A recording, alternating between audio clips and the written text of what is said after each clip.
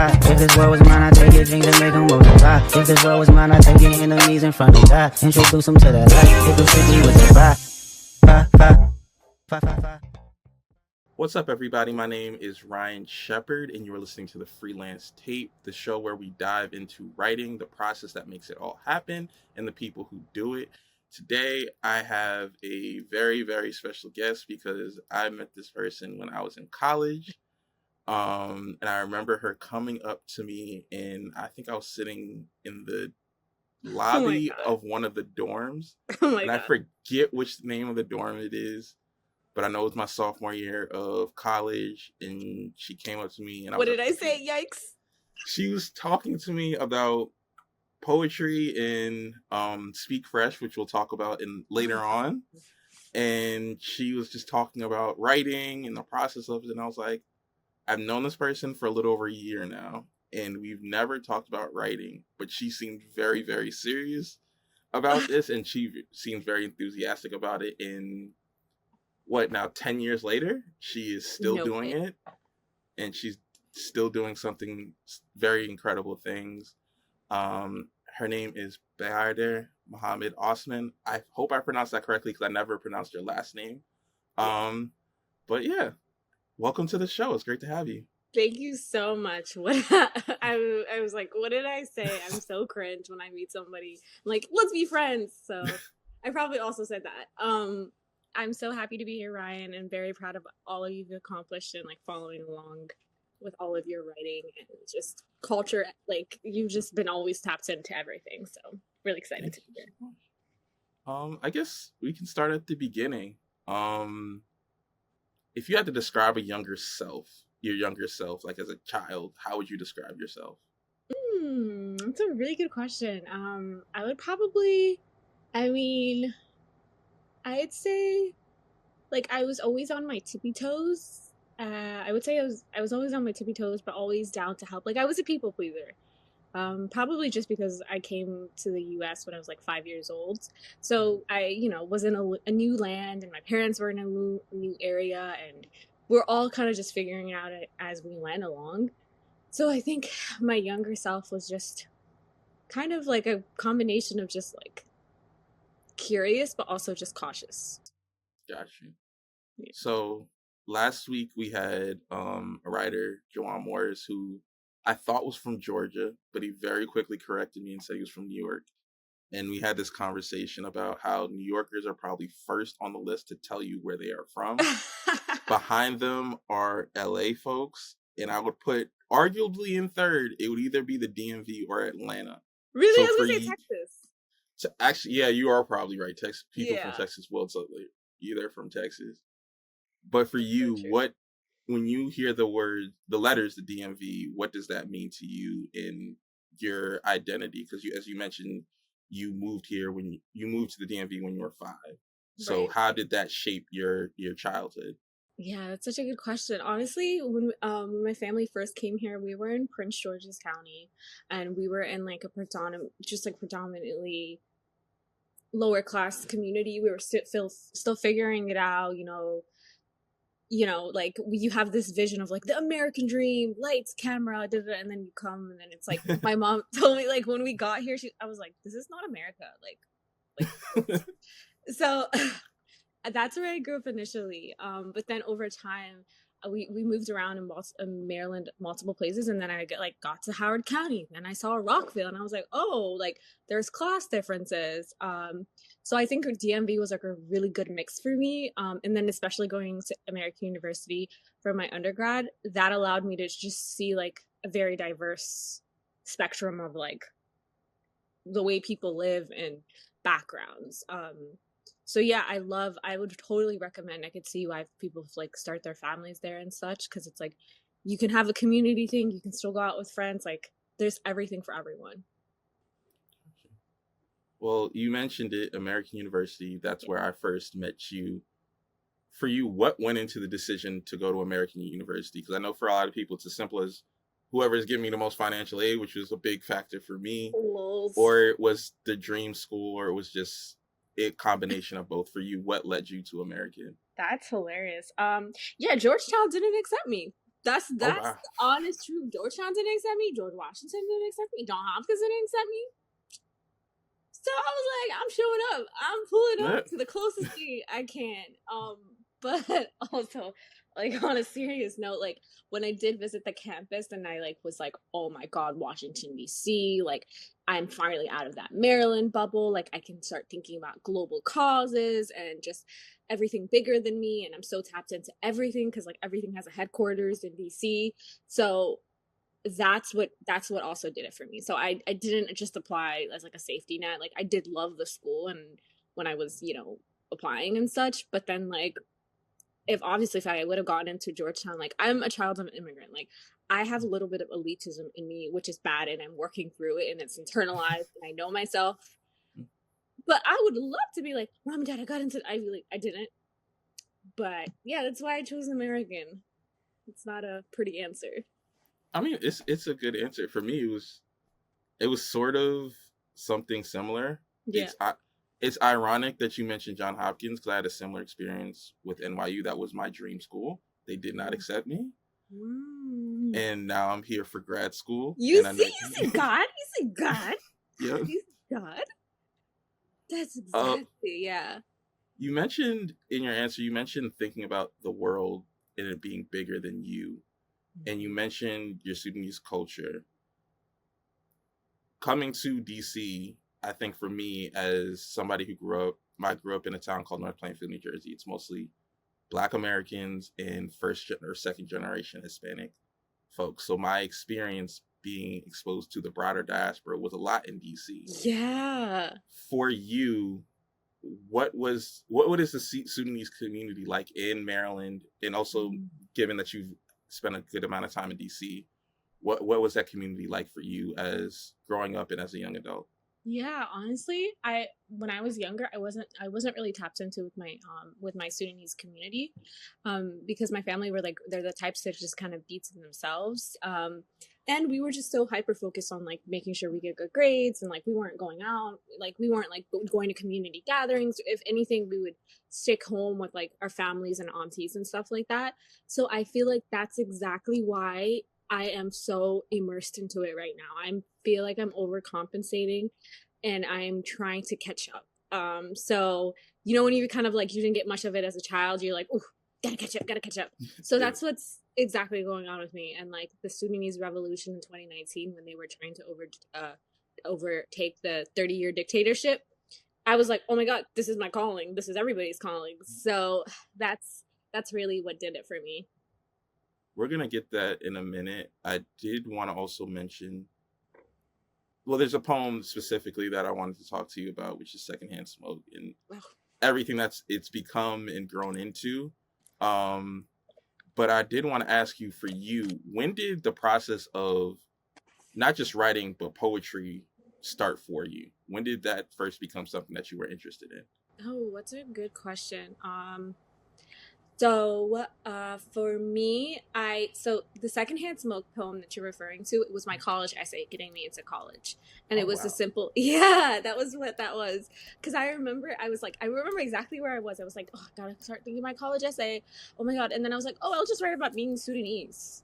Mm-hmm. And then my sister, older than me, she's like 9 years older, and she looked at me, she's like, what do you know about that? Like, because she was the one who experienced like moving from countries to country, like as the poem says, like my dad was hiding from a regime that wanted to kill him, like literally execution for, like there was a warrant for his execution, and they had to like hide, and like the government would come knock on my parents' door, like where is he, like they were moving, they were doing the whole 9 yards. So she looked at me, she's like, girl, what you know about that? Like I was actually deep in that, and you just came along, lolly. And then I was like, hold up. I know I didn't go through it like y'all did, but you don't think I hear about it every day? Like, you don't think I see the remnants of it? Do you guys not, like, you know what I mean? So that's where the essay came about.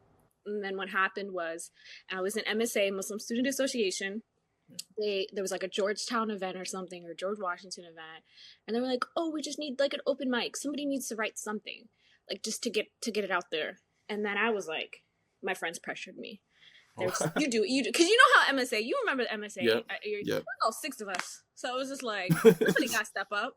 So I just stepped up, and I stepped up because I think they saw me. I was kept going to poetry events, so they were like, "I see something in you." And at the same time, I randomly just kept going to like poetry events because I was like, "This is so cool." And then like the other thing that got me so interested too was I was like, when I was in middle school, like I was obsessed with Genius, like Genius.com, Def Pen, not Def Pen, I was thinking of your mixtape app, like, you know what I mean, the mixtape app, yeah, like little things like that. I would just sit there like, wow, this line means this line and this line. So it's like when people ask me like what actually got me into poetry, it was not any fancy poetry. It was rap. It was completely rap. Yeah. And then from there, I saw poetry, and I'm like, okay, that is the second close. So that's what I did. That actually makes sense, because one of the thing, going back to the intro, one of the things that you talked to me about was this, I forget the name of the Bryson Tiller song, but he had put out Trap Soul, and there was like a different, like, he was using a metaphor scheme for gaming, which, funny enough, now he has his own gaming company. But it was just interesting to hear you say so that. Funny. For you, how did, maybe it's different for everyone. Were you always comfortable performing and speaking in front of people, or is that something that you had to grow into? I feel like you know the answer to that. What do you mean? I mean, I know the answer. You know the answer to that. You know what you mean? I'd be up there stuttering when I first started and like not knowing anything and like freaking out. Yeah, of course I was nervous. And then you have and then my confidence builds, and now I'm like very confident to speak about things in public settings. Because I'm starting to realize like if I am speaking about something, I'm speaking about something I'm passionate about and educated on, and nobody's gonna know it better than how I'm trying to say. Like, I'm not the best on every topic, but more so like what I have to say is a little different. So like I need to like I think another thing I saw was like Michelle Obama speaking sometime a few years back, and she was saying when she got to like a certain point in her career, she realized like she might be the smartest one in the room. So like once I started realizing I might be the smartest one in the room when it comes to XYZ topic, so I need to act like it. You know what I mean? Like, don't let fancy ties or fancy degrees get you. It's like, you know what I mean? So yeah. That's really cool. I think, as you mentioned, like I saw your evolution speaking in front of people, and it was just really cool to see everybody's like evolution as just like a person. Like I always say, like I admired Alexa and Pages, who are coaches in college, because it just, I know they didn't start that way, but it just like always came off like they just knew what they were doing on stage, and they were just so comfortable doing it. I was just like, I want to have that, because I feel like deep down inside, even if it looks like it on the outside, like I know what I'm doing, I have no idea what I'm doing here. Oh, 100%. Like you have to put your like 10,000 hours in, and like it becomes second nature to you. We spoke briefly about Secondhand Smoke and how it started off as your college essay.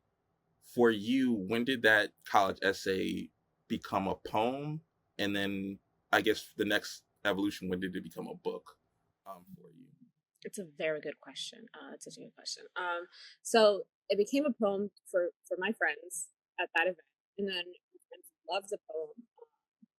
And I think what was one of the really cool signs for me was that event that I told you, like the MSA event that I spoke, that I did my poem at. The person who was like the headliner of the event, his name's Will Black at the time, and I saw him in high school perform at this like national Islamic conference for like high schoolers, and I remember crying during his performance. I was so moved, and like that's all I remember from that conference. And then the first time I'm performing on a stage, I'm sharing a stage with him. So I just remember feeling that, like, wow, like this is a moment. Like it was like a full circle moment for me, in the way that my friends were also so supportive and loving, and him as well was supporting and loving. I was like, okay, now I need to like, I gotta keep doing this, because I'm kind of good at it. Like it's okay to say that. And then from there, it became a book. This is like the honest, like the tea truth. I had a really bad breakup. So, as all the girlies, when you have a bad breakup, you gotta flex one time. You gotta do it. You know what I'm saying? Yeah. You get a degree, you cut your hair, you drop a book. That's what we do. Yeah. Yeah. Simple stuff. So it's really that simple. So the book, I was going through a really bad breakup, and all I wanted, and it was a time also I was trying to understand my Sudanese identity because it was like impacting the relationship and like who I am as a Muslim woman, and just like I was balancing like career and values. Like I was just having a moment, and I went to my professor. It was Professor Margaret Weeks, and she was my I was in a leadership and ethical development at College of Art and Science. So I just went to her, and she has a book recommendation for everything. You tell her about a topic, she's like, I got a book for that. I got a book for that. Yeah. Okay, like you got a book about Sudanese women and like balancing life, and of course you don't have that book. So she said, and it's like literally the first page of my in the book. It's like I asked her if she had it. She said, no. Why don't you write it? So that's how that book came about. Wow. Yeah, she said, why don't you write it? Shout out to her. Shout out to her for like, that's a real bold thing to say, but it's a real challenge. Like it's like that's putting it like at your feet. If it doesn't exist, you go out and you create it. 100%. And at that time, like, and I was like really, really looking for the book. All of the incredible art, like Sudanese artists, like Emmy Mahmoud, Sophia, I always say her name, Sophia, Hello, like all of these like icons that we know of, like I got all their books, I read all of their things, and then I was just like, but I needed something with the messaging I wanted, and I couldn't find it, so I just did it, and yeah, so that's how it started. That's really cool. I don't want to speed by this, but you don't have one degree, you have 2 degrees. Oh, yes. You have a master's in public health. For you, I think this is something that a lot of writers go through and just storytellers go through, is like, do I just keep going with what I'm doing, or do I go back to school? For you, what was the deciding factor for you going back to school? Okay, so as I said, prelude, as I said earlier, I didn't get into Hopkins, and I was like, I gotta run that back. Run that back. I ain't letting that one go, for real, for real. So that's what happened. And I only applied to Hopkins, and I was like, I just want Hopkins. I don't want anything else.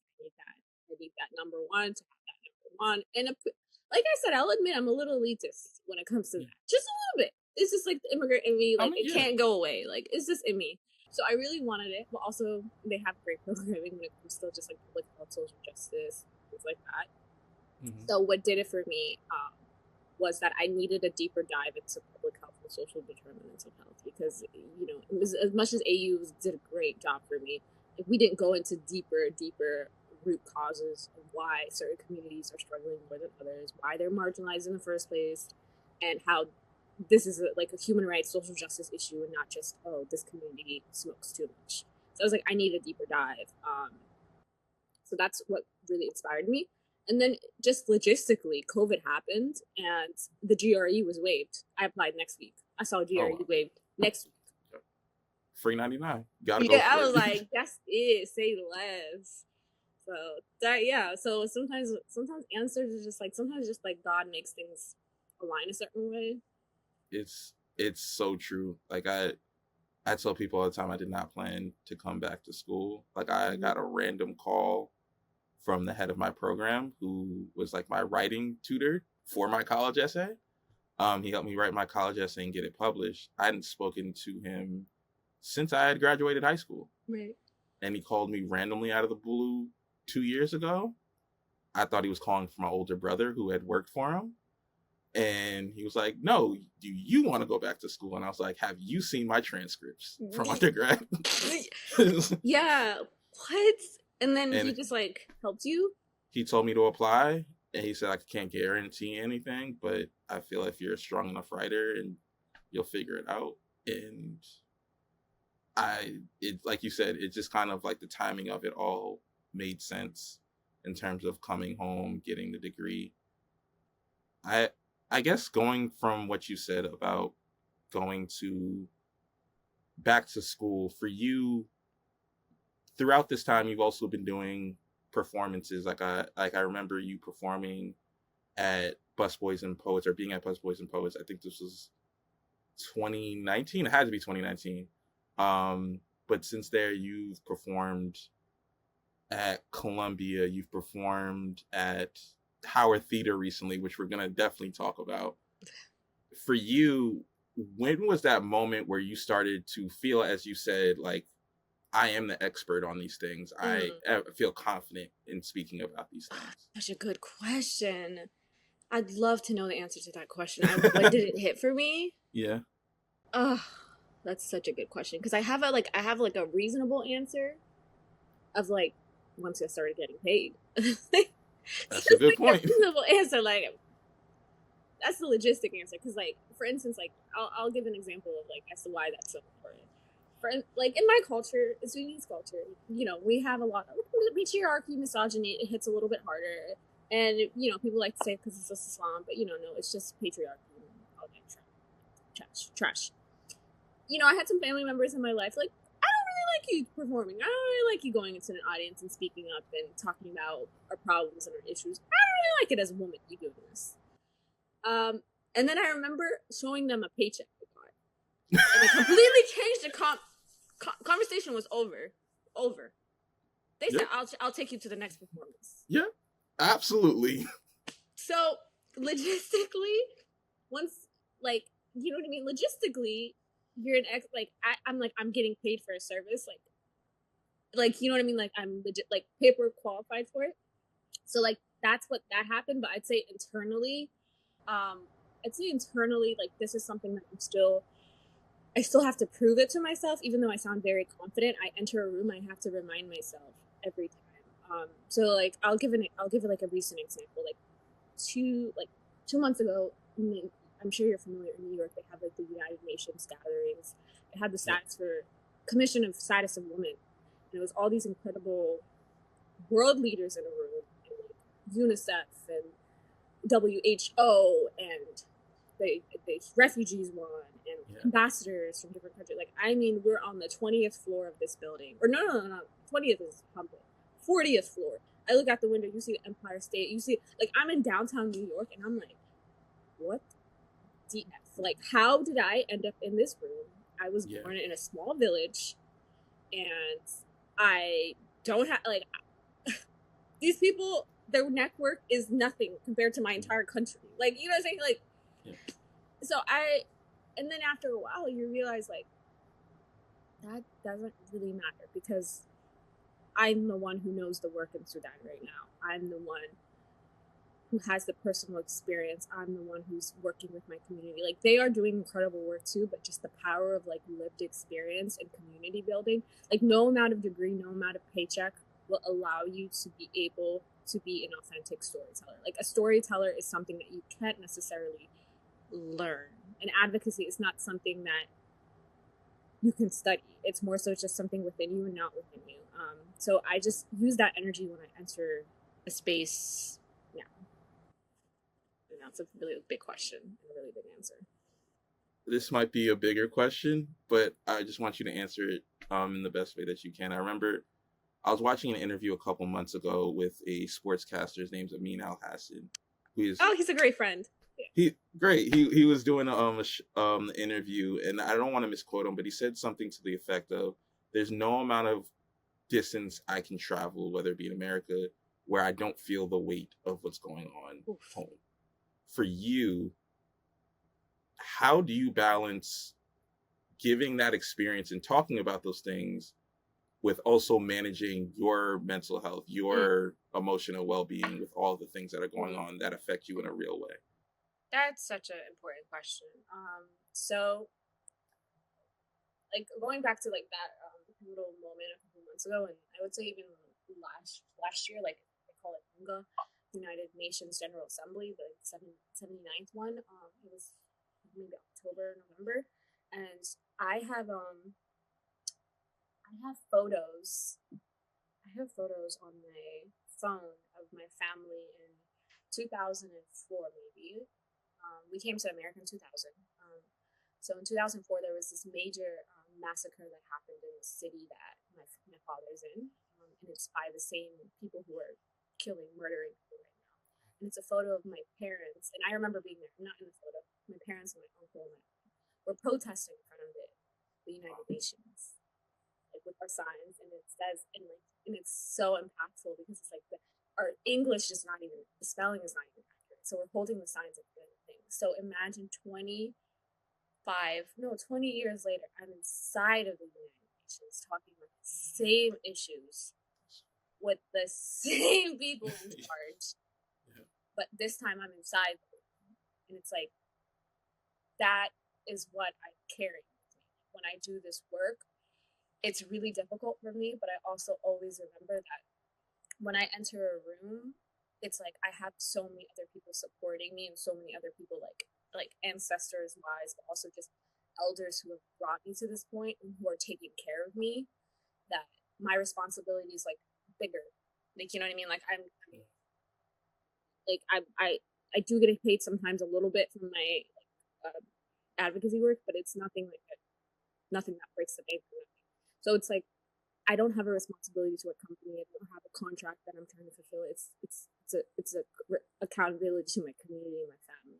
So that's the energy that I move in the space. So it's like, it's kind of like, it's like your family sent you out to go get milk or something. Like it's an errand, you know what I mean? So that's what makes it like, you're saying like, how do you separate the two? But it's like, you don't separate the two. It's there's no way to separate it. There's no way to separate being into that, like walking into a room and like my dad, like I'm telling him who's in the room. He's like, oh, I've met all these people. So it's just like, it's nothing separate. And I do even like another example that I have for you is when the war first started in April 2 years ago. I was still working like a regular 9-to-5 job, and the war started, and my dad was in downtown Khartoum, the capital, and he was in a building that had the Genjuib, the Rapid Support Force, and those are like the bad guys. They were in the building when the war started. So imagine me writing emails and traveling for work, teaching people about how to use an electronic health record, while my dad has internet connection for 5 minutes a day, and he literally sends one word to let us know he's still alive. And then there was like so then he would send us videos of like bombs dropping, missiles, all of that, whatever. And I remember just like I told my supervisor, I was like, hey, just want to let you know my dad's in a war zone right now. Like if you see me crying in a corner, just leave me alone. Like I just want to let you know what's happening. And then she said to me, like, you could take some time off. I was like, I can't take time off for this because this is, I don't know how long this is. Am I going to take time off my whole life? Like, This is not going, like, a war doesn't end up quickly, wrap up quickly. Like, we might be in this, it's been 2-3 years now. So, I don't know if I'm answering a question. Did I answer the question? No, it's something I wanted to hear you say, because it's just like, I get asked, like I've been doing, like, the whole job search recently. Now I'm getting close to graduation. Congratulations. And the number one, thank you. And one of the things that they'll always ask you is like, why did you leave such and such job? And the biggest one I'm asked is like, why I left ABC News. And I'm just like,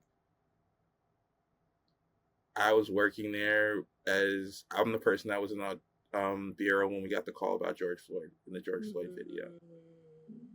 And like, I gave everything I had to that for days and days and days and days and weeks and weeks and weeks. And I was just like, at a certain point, it's just like, they're like, you can take a break. You can, like, you can't take a break. And I don't trust y'all. Like, no offense. Like, they're all great journalists, but like, I look around the room, there's only so many people that look like me. Oof, bars. I can't leave and let y'all tell the story about this. Bars.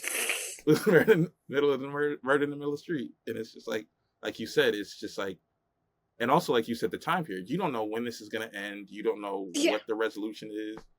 And it's just like, it sits with you. But something along the same lines, but a little bit different, is I want to talk to you about Bridges. Your social impact consulting firm.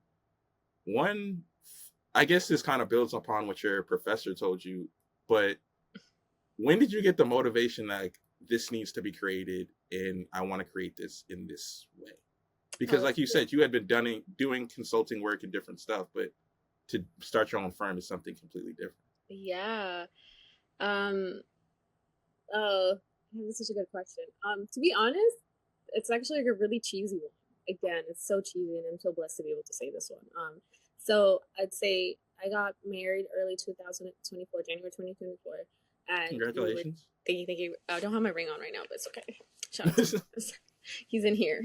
Anyway, so we were traveling a lot, and at that time I was doing my consultancy work. I left my 9 to 5 because just Palestine was happening, Sudan was happening, and again,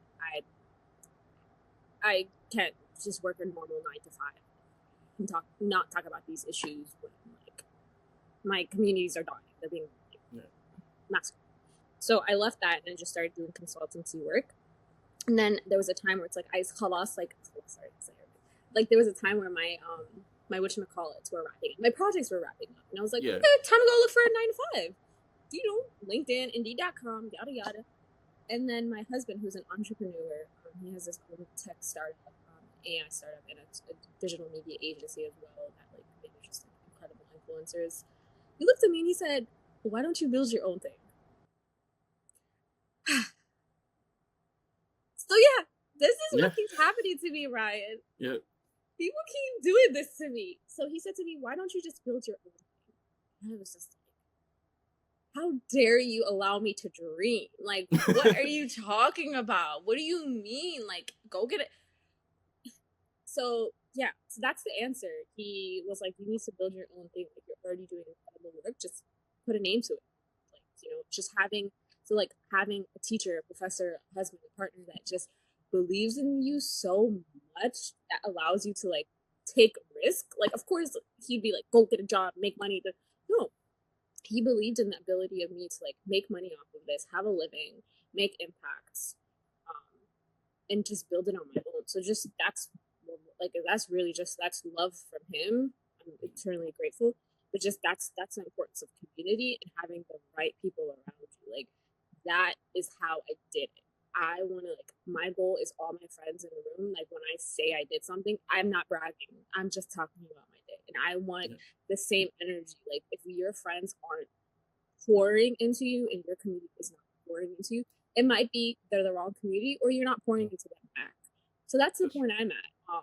I've seen how he's grown his company from really nothing to incredible work. Like, the amount of customers he has now, the amount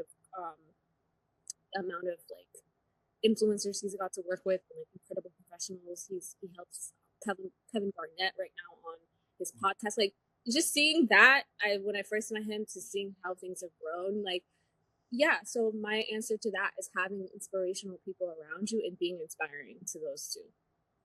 That's really great. Well, first, shout out to your husband for like putting that battery in your back to do it, but also I think it speaks to you, because I don't think people are going to put that challenge to you if they don't think that you can meet it.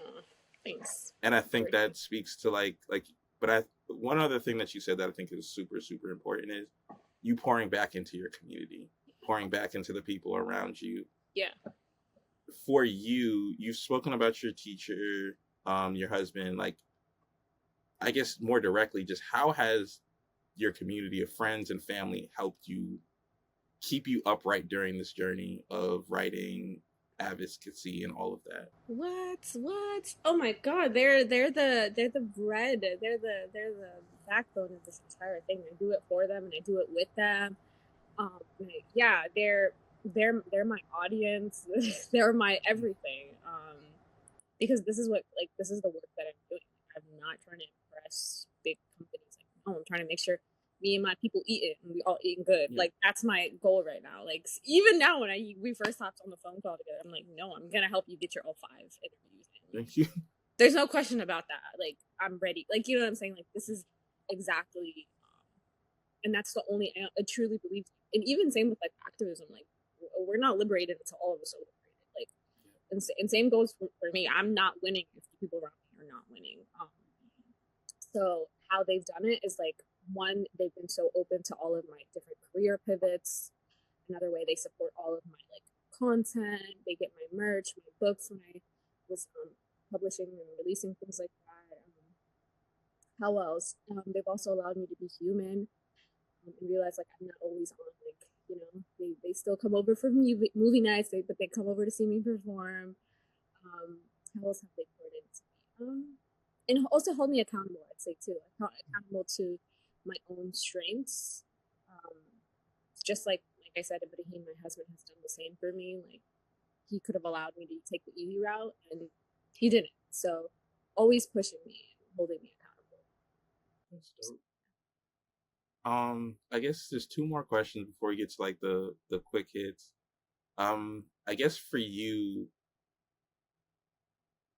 I was gonna bring up the Howard Theater performance more specifically, but I just wanted to make it more broad for you. Outside of the United Nations moment, has there been a moment in your career, your journey, where you've looked around and just been like, wow, how am I here? Whether it's been on stage or it's been a room you've been in, what was one of those moments like for you? That's a good one. Last year, again, it was like during the United Nations week. I was in a small hotel room with some incredible human rights lawyer who's been recording the genocides in Sudan, political activist from, let's say, like the UK, first responder in Sudan, believe it was me, with Angelina Jolie talking about what needs to be done for Sudan. And me feeling, she asked a question, and me feeling, no, this is how I feel. And me feeling the ability to say, this is what I feel. I appreciate you, sis. But actually, this is how I feel about it. Yeah, that moment did it for me. I would say one of those moments did it for me. Because it's like, and it wasn't, yes, of course, like, there was an intimidation that happened. Also, it's just like, no, like, she has the ability to actually help us do, like, sis, I got ideas for you, like, let's do this next week. Like, it was more so like I treated her like a colleague, and a team member and an ally. Like, there's a certain level of just I've met really fancy, impressive artists, celebrities, whatever, but sometimes it's just like, no, bro, like, that's cute. What can you do for people? I think it reminded me of like that, like, a J. Cole verse where he said he like met Obama and he didn't want to take a picture with him. He just wanted to talk to him about like helping the neighborhood. Do you remember that verse? That's how I was. Like, I didn't even ask. I mean, I eventually did take a picture with him because but I didn't want, like, it wasn't on my mind. Like, it wasn't like, oh, I gotta get a picture with it. I was like, no, like, let me get your email. Like, let's talk about this again. So I think those are the spaces where I realized, like, yeah, the cause is bigger than me. It's bigger than these, like, celebrities and accolades and whatnot. Yeah, I'd say that's another one of those moments. And another one, I'd say, this is another really good one. So during the revolution, it was like 2020, I'd say, and I was doing a lot of my poetry on advocating for Sudan and what's going on, and like how the military, the government was like people murdering peaceful protesters. And we have a small, like, I'm from a city named Kasada. It's a state, and it's like in eastern Sudan, very small. And my aunt, she's like also a very important protester in the community. So she was detained. She was detained by the police there, the army. And one of the questions they asked her during her interrogation was like, "Do you know Bayadir? Are you related to her?" So my poetry reached the government. What? The government? So I'd say that's one of my proudest. And I remember my dad said, and he said that was his proudest moment of me. And it was and it was a scary moment because I didn't want to get my aunt in trouble. So she ended up saying, no, she doesn't know me. We're not related, even though we have the same last name. But so yeah, that was another moment, is realizing, shoot, that little community out there, they heard my stuff and they know about that, and I'm making noise, so they're thinking about me. I'm like, yeah, I'm doing it right. So yeah, that's another one. That's amazing. That is really, really amazing, because you never know who's watching. Yeah, you never know who's watching. 100%. You never know who's watching. I guess the last question is the question I try to ask everybody that I interview, whether it be an artist, whether that be an athlete, what have you. For you, what I guess the best way to put it, you could finish the sentence for me. I would feel as a success as a writer, as an activist, as an advocate, if blank happens, or blank, I accomplish blank. Ooh. What would that be for you? Is it hearing your dad say that's the proudest moment, or is it a performance that you have that you want to achieve? I'd say I'd feel like I've succeeded in XYZ, all of that, is if I'm able to sustain my movement. So, and I think I've been thinking about that a lot. I think I've been thinking about it like financially wise. Also, did I use the word sustain in the right context? Yeah. Right? Good. I understand what you meant. So like that's good. Yeah. Okay. Because like, I don't know if I use words right. So yeah, I'd say that financially, but also just emotionally and like spiritually. I feel like that's when I've done what I needed to have done. Like that's the goal.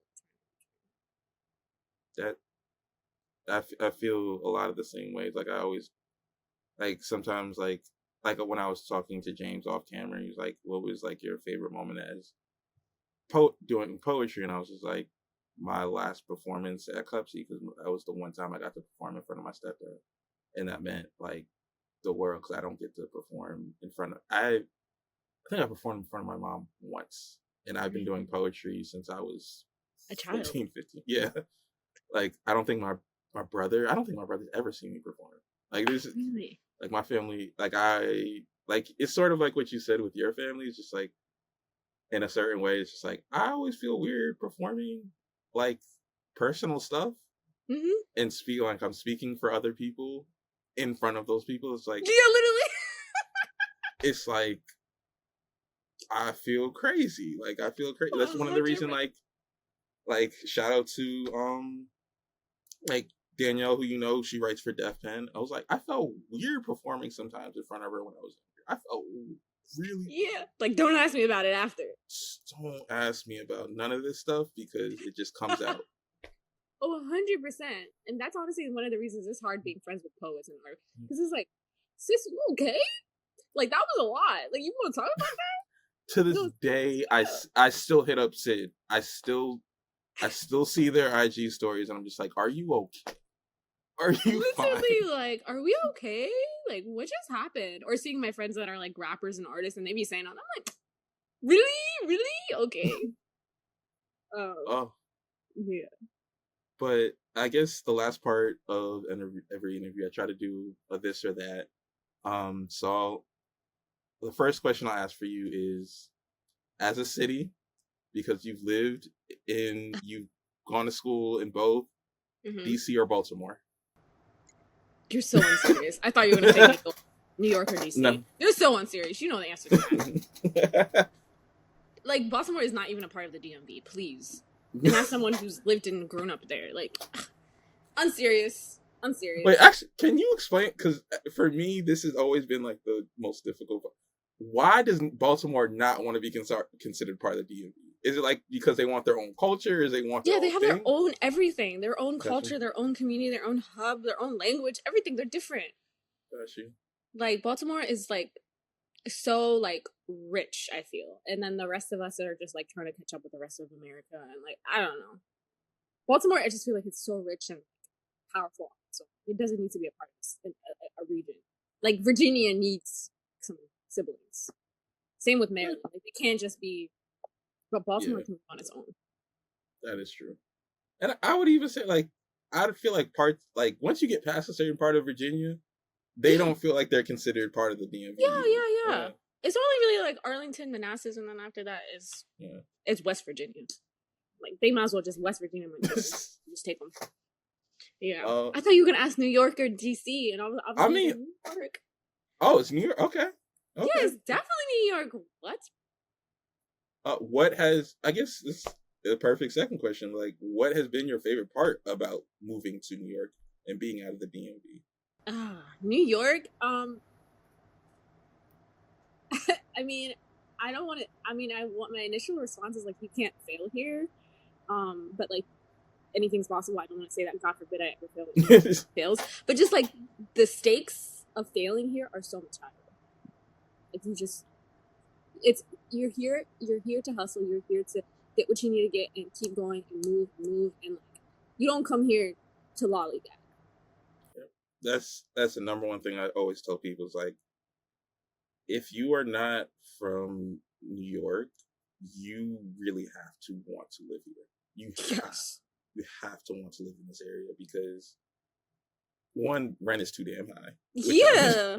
It's just like that, and it's just like, for me, someone who likes space, who likes who wants to live here, you're never gonna be in a place where you're not gonna be around someone. You're never 100%. Gonna in the city. Like, it's just never gonna happen. You're never gonna be uncomfortable. You're never gonna be on a sidewalk where you're the only person. You're never gonna be like, that's literally never going to happen. Like, I would walk through parts of DC and I'll just be like, I don't see anybody around. Yeah, exactly. And you're like,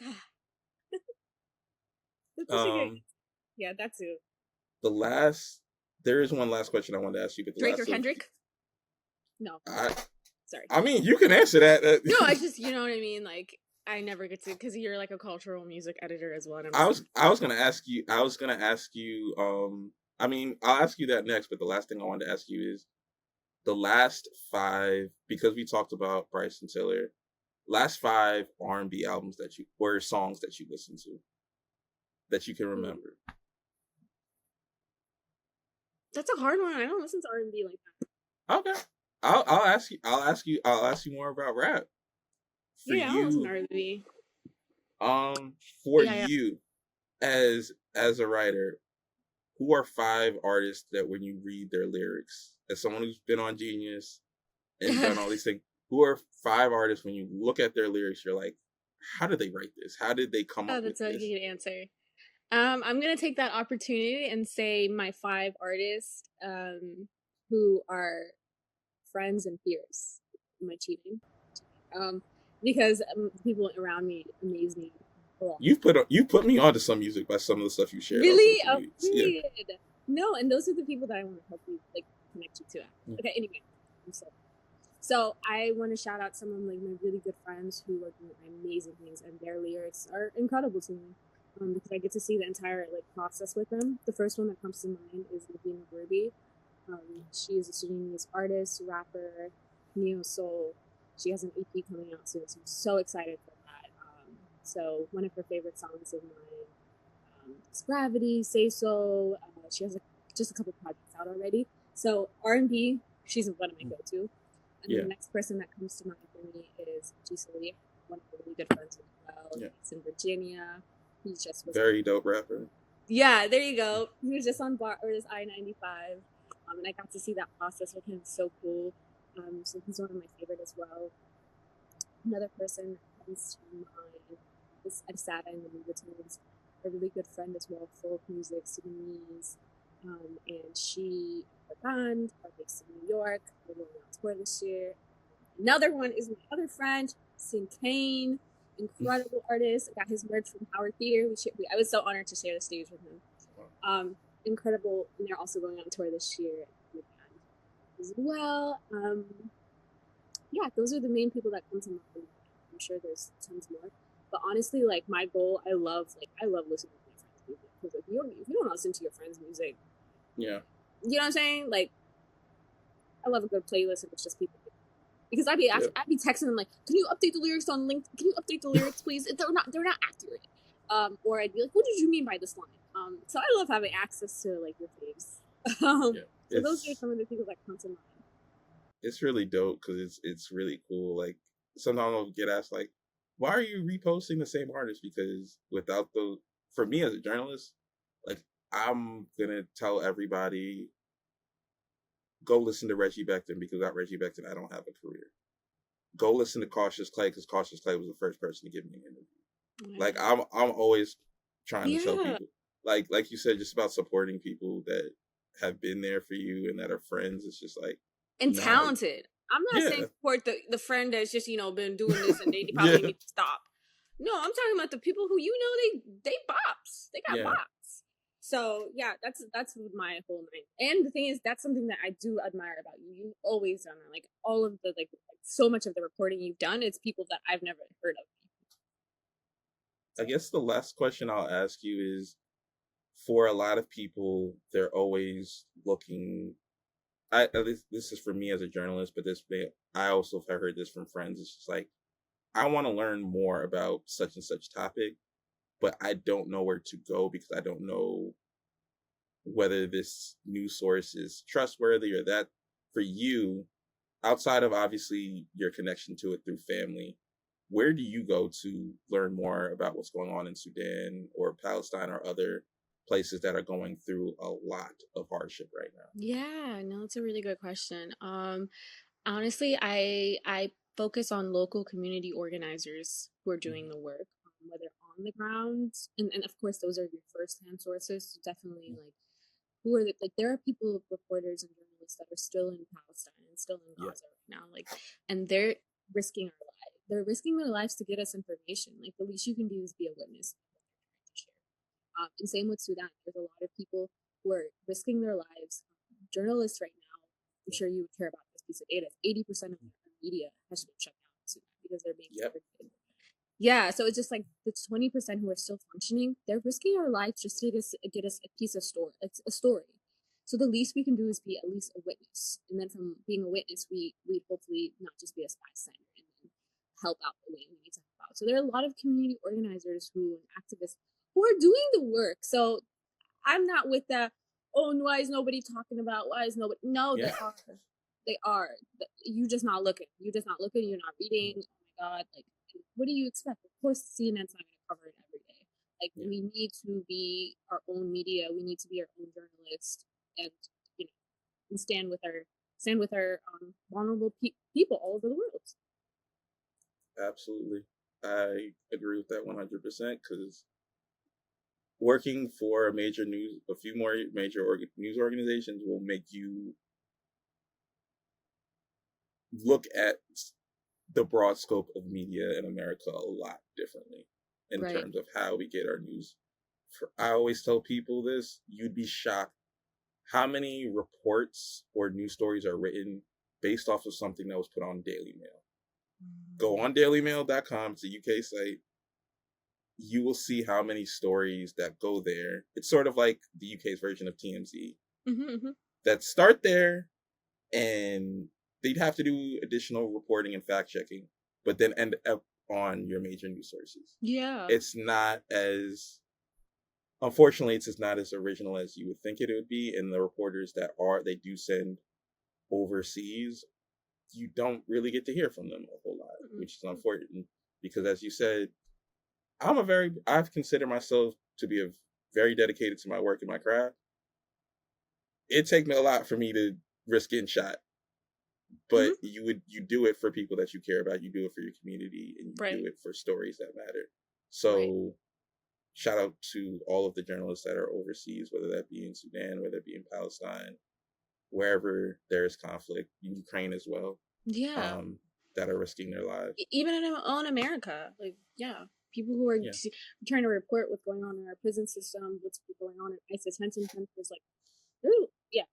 So because they are, I don't want to go on a rant. They're deporting and trying to get rid of a lot of people. Even if you have American citizenship, which is crazy. Exactly. But I'll stop there. I just want to say thank you. It's been incredible to see your journey, even if I just got to experience a portion of it up close. But thank you so much for taking the time, and thank you for the work that you do. Because you are an incredible poet, you are an incredible writer, you're an incredible person. So wishing you nothing but the best in the future. Thank you. I feel the exact same way about you. Like, I'm so proud of you, and I'm super excited that you're like about to wrap up school, so you start school as well.